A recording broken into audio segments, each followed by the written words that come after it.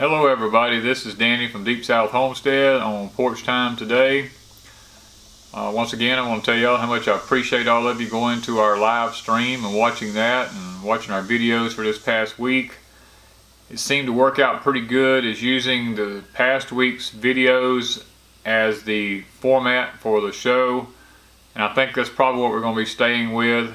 So if you want to be able to have your questions ready for the Saturday night live, then we'll be sure to watch our videos, because we usually put up 7 every week. Sometimes it might be 8, depending on if we have something extra we want to throw in there. But watch them, and then on Saturday nights, that's what we're going to be talking about. So it kind of gives us a format that we can follow on a weekly basis and kind of let y'all know a little bit about what's coming out on a weekly basis. On my Porch Time today, I want to go back to doing what I told you. I want to go back to doing some of the older things that I did to start with. It seemed to be what people really wanted at that time, so I think I'm going to go back to that. And because I have so many new subscribers, there's a lot of my videos that have not been seen. And I can tell by the amount of views that's on them, because I occasionally go back and look at the views on them, and if they haven't changed, then I know no one's really going back looking at the past videos. So today what I want to do is, for all the new subscribers and for those who haven't seen the older videos, I want to once again start talking about some of the books that we keep on our homestead here. As a beginning homesteader, there may be some of y'all that are beginning homesteaders and are kind of wondering, what kind of literature do you need? What kind of information do you need? I'm going to basically show you what we keep on our homestead. I'm not going to show you all the books on this Porch Time. I'll probably take 2 or 3 Porch Times to show you. And, you know, so let me be able to kind of maybe show you some of the literature that we use here on our homestead on a regular basis. And it just helps us out, because, you know, nobody knows everything. So you always need extra information. I mean, that's like a president. A president surrounds himself with a cabinet, and that cabinet gives him direction and information. It helps him to make decisions. And so a homestead is no different. Look at your library as your cabinet. Look at it as the one that you consult if you don't have an idea about what you're doing. If you don't know the best way to approach it, then have yourself a library that you can look at. Now, one of the first books I want to talk about, the lady that wrote this book, her daughter is a friend of ours, and I really admire this woman a lot. A lot of her writings is spot on. I mean, I've actually learned a lot from them, and I would encourage anyone to actually purchase this book and look. Now, before I get started on these books, what I want to tell you is I am an Amazon affiliate now, and I'm not doing this because I am an Amazon affiliate. I just decided, because it was so hard for me to find things whenever I needed them, that when I found people that were affiliates, they had links, and I could just go to their web page and I could click on what I wanted right there. I didn't have to hunt through a bunch of stuff.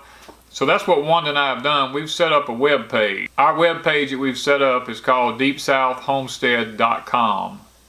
Now, if you go to deepsouthhomestead.com on our web page, and go to the, I think we have it set up where there's an affiliate page for books, and you'll see the books that I'm going to show today there. If you want to purchase one for your homestead, then you can go there and purchase it. You don't have to hunt through a pile of stuff. You can just click on it and go right to it. It saves time, and that's why we've decided to do this, just to make things a little bit simpler for people, than rather than having to sit there and hunt through these books and wonder, did you get the right book?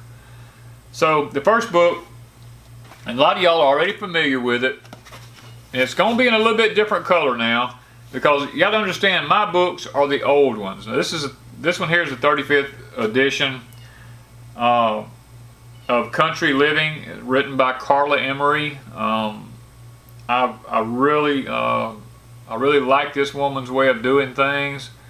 Her daughter's a real good friend of ours.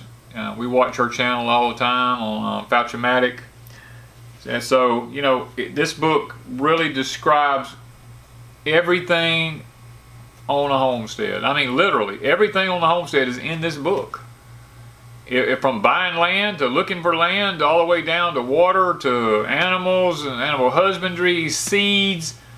I mean, growing techniques. She traveled all over the place. I mean, really, and put this book together. And I know it was a hardship on her life to do this. I've read a little bit about the story, and but anything worth having, and my mentality is, if it's worth having, it's worth working for. So I think she did a fantastic job, and I really would encourage y'all. This Encyclopedia of Country Living is a jam up book. Now I think it may be green now or some other color, but it's helped me a lot, you know. And I've been doing this my whole life, but like I said, there's nobody who knows it all.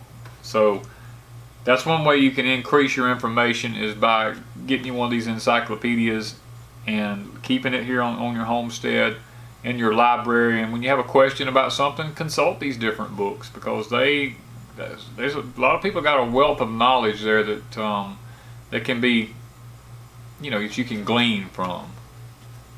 So, okay, we've got that out of the way.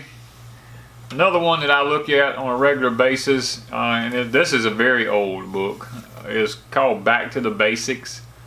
It is a book that put out by Reader's Digest years and years ago, and I fell in love with it as a younger man, because I think they call it bushcraft now. I did a lot of bushcrafting. I spent a lot of time in the woods, almost 15 years in the woods, and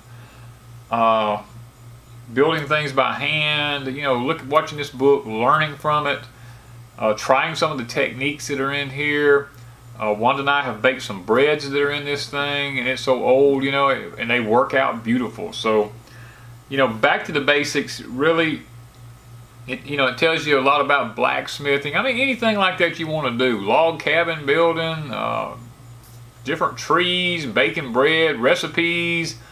All this kind of stuff is just in this book here. Now, it's not this color anymore. I think I seen here a while back, I was in a store, and they had them, they were, I think they were a dark green color or something now. So, and they may have added some new stuff to it. I don't know. I haven't got any of the new ones yet, but this just, for a beginning homesteader, or even someone who has already been a homesteader for several years, this is a good book to have, because should the grid go down or anything like that, where you can't get on the internet and find out any kind of information, these books, anything you can put your hands on, is well worth it. To me, it is anyway. That's the way Wanda and I look at it. So, the Back to the Basics is a real good book as far as I'm concerned. Now, those two books right there basically are two books that kind of get you up off the ground and get you going on your homestead. And now I want to move into, actually, now that you know a little bit about how to get your homestead, and you got a little bit about some of the basics on a homestead, I want to get you into some books that talks about producing food. Now, there's one out there that's real good for beginner gardeners, I'm going to say. It's called the Vegetable Gardener's Bible. This book is by Edward C. Smith. It's a jam up good book. It shows some of his techniques that he uses. It gives you, it breaks down, I can open up, it breaks down each individual vegetable. You know, like we got Chinese cabbage here. It tells you when to sow it, how to grow it, the depth of planting it. It tells you the soil pH, the temperature that the seed germinates at the best, you know, what family that it's in, all this kind of stuff. Like I said, the pH range, how far apart to space it in the beds, what crop to follow after it, what crops you shouldn't put before it, and all these kind of things, and what's its basic nutrition requirements as far as nitrogen, phosphorus, potassium, all that kind of stuff. This book is really just full of that. I mean, I love it. I mean, and it's got herbs in the back of it. It does the same thing with herbs. I probably have went to this book more times than I have probably any other book. But I mean, you can see it here. It's called the Vegetable Gardener's Bible. It is a fantastic book by Edward C. Smith. They've done a jam-up job writing this book. Even me, as many years as I've been doing this, I still sometimes forget what is best companion planted with something else, and it has companion planting in here. And sometimes I forget the pH ranges on things, and this book has all that in there. Just a jam up good book. These books are good books. I don't call them real expensive. I mean, for some people they may be. I don't even remember what I paid for these books. It's been so many years ago. But it's a good book, and I would encourage beginning homesteaders and people that's been homesteading for a while, I would encourage y'all to purchase these books, because like I said, in the event that you can't use the internet anymore, you can't beat this right here, paper. You can't beat the old way of doing things. You know, it's really a good thing.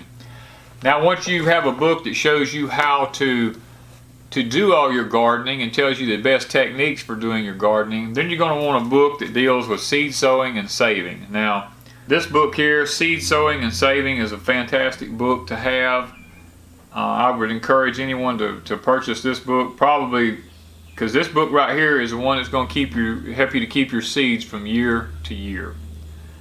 And it's going to tell you how to get them out of the vegetable. It's going to tell you the best way to clean them up. It's going to tell you how long to dry them, the best technique for drying them. Not only vegetables, but flowers and different things like that. It's just step-by-step techniques and how to collect them from certain plants, all that kind of stuff. So Seed Sowing and Saving is a book that I would encourage any beginning homesteader or regular homesteader who's been doing it for a while, or prepper or whatever, to have these books on hand in the event that you don't have the internet anymore. I'm telling you, even I go back to this book right here on a regular basis just to make sure that I'm doing it exactly the way that it's supposed to be done. Now, I've got one more book here that I want to show you. Now, once you've got through with all of your vegetables and stuff like that, a lot of times on a homestead, people say, well, I raised a few animals on the homestead. The last book I'm going to talk about is John J. Metler Jr. He's a doctor of veterinary medicine, has put this book out called The Basic Butchering of Livestock and Game. This book right here, I don't know that it's red anymore. It may be green also. This book right here, I have probably went to more times than any other book, just simply because we do a lot of butchering on our homestead. And if you have a homestead, then and you have animals on it, then you're going to want to know how to butcher them, how to best cut them up, how to best prepare them for your family, stuff like that. This book here covers everything from cows to sheep to pigs to rabbits to chickens, and it tells you all the processes of like a pig. It tells you how to scald it if you want to scald it. It tells you how to skin it if you want to skin it. It shows you the best procedures for skinning animals such as deer, stuff like that. It tells you all about chickens, how to butcher them. It tells you the best techniques for rabbits, all these type things. So, basic butchering of livestock and game. If you have a homestead and you have animals, I would encourage you to get this book, because I think it's probably one of the most important books you could have if you want them to remain sustainable and not have to go back to a factory or a grocery store somewhere to purchase your meat, and you want to be able to do it on your own so that you know what kind of meat you're actually eating. This tells you how to cut it up so that when you cut it up, it doesn't look like it's been hacked all to pieces, and you'll be able to know each individual cut and how to cut it in a way that'll best make it tender, makes it taste better, it looks more appealing and stuff like that. So it's a good book to have. So these are some of the books today that I thought I'd throw out there at y'all. Now, all these books are on our website at deepsouthhomestead.com. You should be able to find these books there.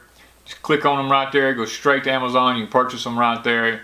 You don't have to do all the hunting around trying to find the book on Amazon. It's just right there. It's available at your fingertips on our website. So I hope y'all have enjoyed the books today that we use on Deep South Homestead. And if you like what you've seen, be sure to like us, share us, and subscribe to us, because the only way that we're going to be able to keep our channel up and going is that we keep subscribers, and that sometimes we do the affiliation with these places. It kind of helps keep a little income coming in so that we can keep these videos coming out to y'all and kind of show you a little bit about what we do on our homestead here. So thank y'all from Deep South Homestead.